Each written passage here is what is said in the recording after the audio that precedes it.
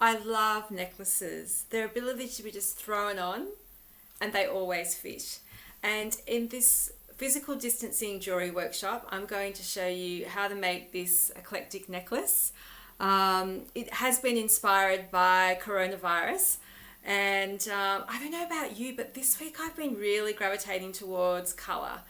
I must admit I have let a lot of black creep into my wardrobe recently, and this week it's all about colour. I'm wearing green, I'm wearing coral, and I think this necklace and its explosion of colour exemplifies exactly how I feel. So I'm going to show you step by step how to create the necklace. So that is how to string it on wire, how to start and finish it off so the clasp is secure using a crimp.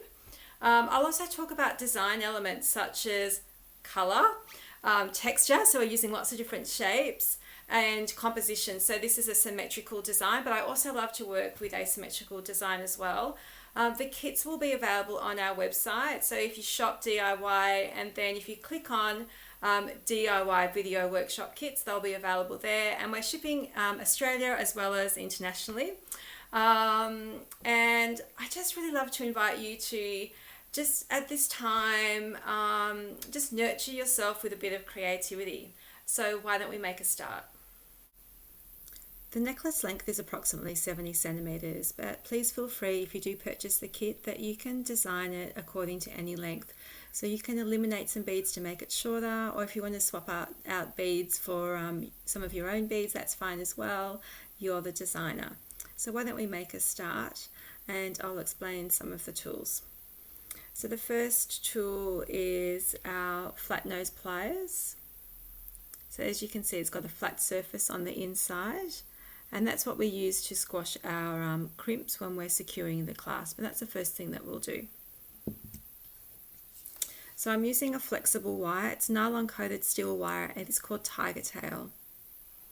It's starting from one end, just an inch or so from the end, so a couple of centimeters. I'm threading on a really small bead. It's called a crimp.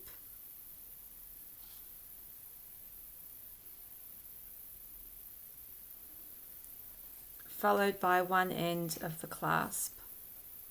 So I'm going to thread the wire through the loop, and I'm swapping hands, so I'm now holding the wire in my non-dominant hand and picking up the pliers, grip the wire, thread it through the crimp. So that's what it will look like.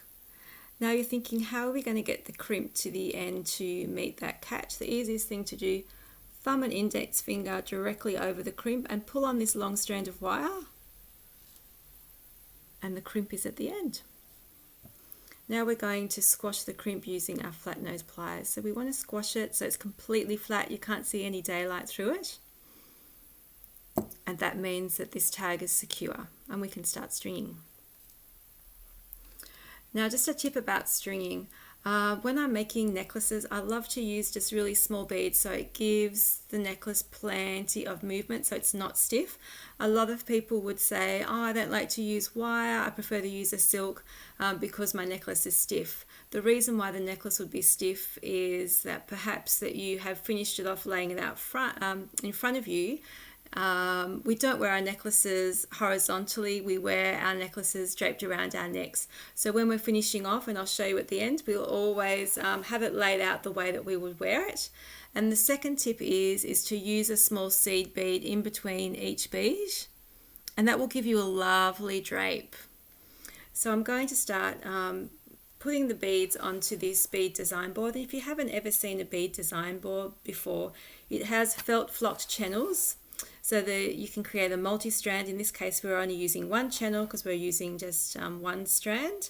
There's lots of different areas where you can place your beads. I've just got my beads off to the side, and it's measured in inches and in centimeters, so it's a really great device tool to plan your necklace before you string it up. So I've popped all my beads into a muffin tray just to contain them because they're quite large, so it's difficult to fit them into these pockets. Starting off in the middle, which is unusual, but because I know the design, I thought I would start at the bottom. and work my round on both sides simultaneously. So our famous splatter beads, they're pretty amazing.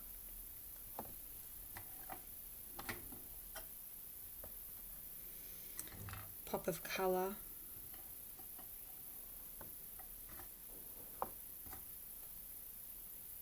And if you're not confident using colour, may I suggest a colour wheel?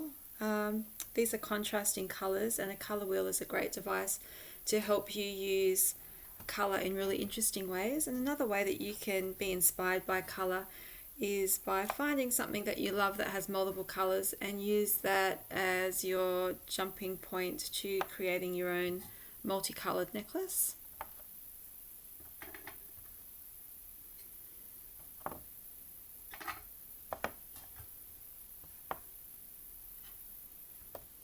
You'll notice that at the end here we're going to get smaller because we don't want to use heavier beads at the back because they'll just make the necklace too heavy, and bigger beads will add expense.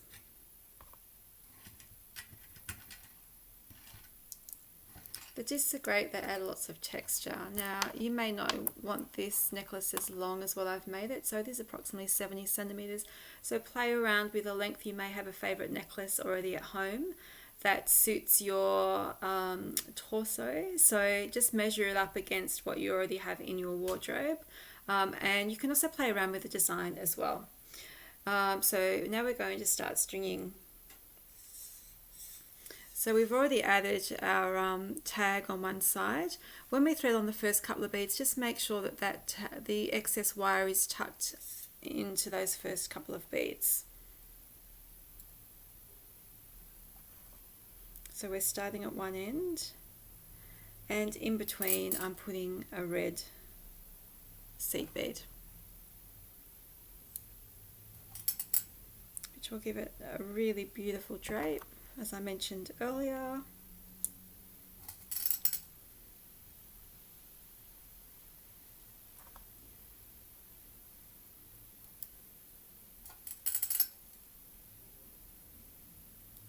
Seed beads come in lots of different colours. If you decide to purchase this kit, you will get it in this beautiful dark cherry red. But I also like to use a matte black because it looks like a silk or a fibre. So more like a knot rather than an actual bead. And by using a small bead, it allows you to actually appreciate each bead that's in the necklace. And if you're using transparent, which is not so applicable here because our beads are all opaque, then the light will travel through the transparent and make the beads really sparkle.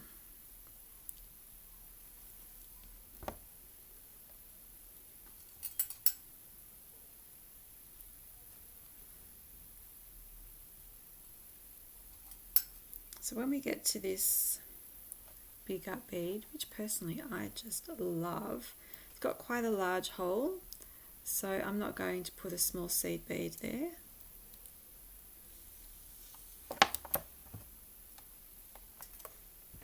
And the bead that is propped up against it is actually a striped check glass bead. So it's actually a large seed bead and very popular in African tribal beadwork.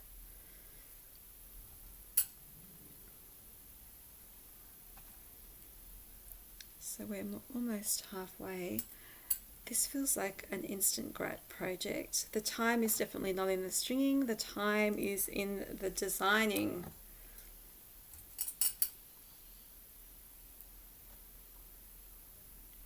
The famous splatter virus beads.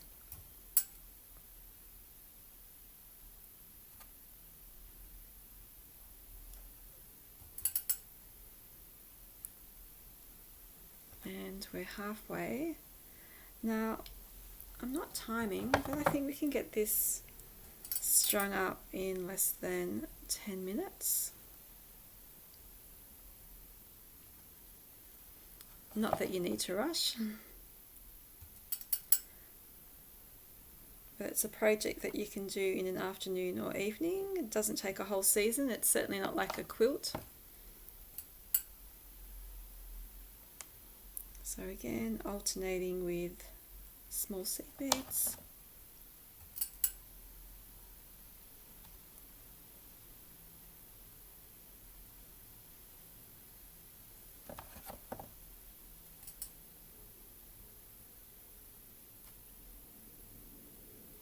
I love this yellow, it's like an acid yellow. Beautiful light turquoise blue. This is the sort of thing that you can wear with denim. Wear it over a coral top like I am. Add a splash of colour if you're wearing black.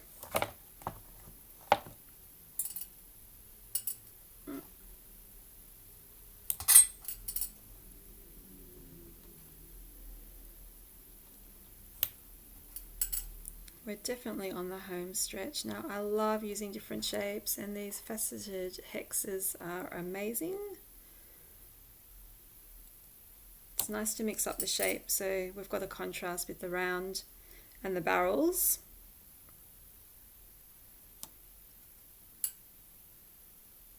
So lots of interesting texture. We've got smooth finishes, we've got facet finishes.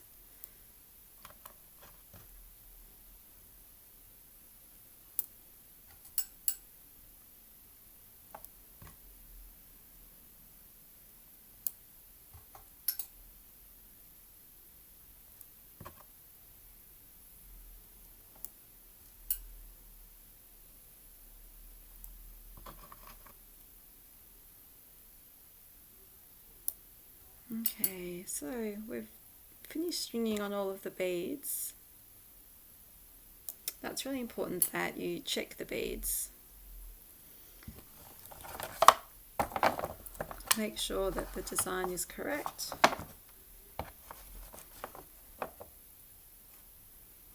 We're not missing any beads. No. Okay. So now I'm going to finish it off by attaching the clasp, and I'm going to use a crimp again. So it's these really small silver beads. It's approximately 2 millimeters. They look insignificant, but they keep everything together. So I'm threading that on. I'm threading on the clasp. Now I'm going to thread the wire back through the crimp.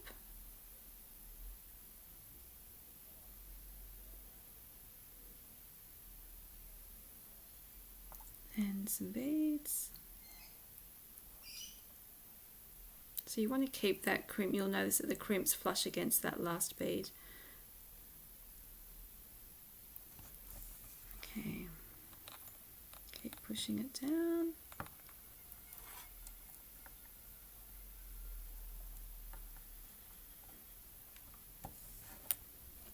Now I'm using my pliers, and I'm just going to pull on the wire, and that's dragging the crimp down so everything is flush.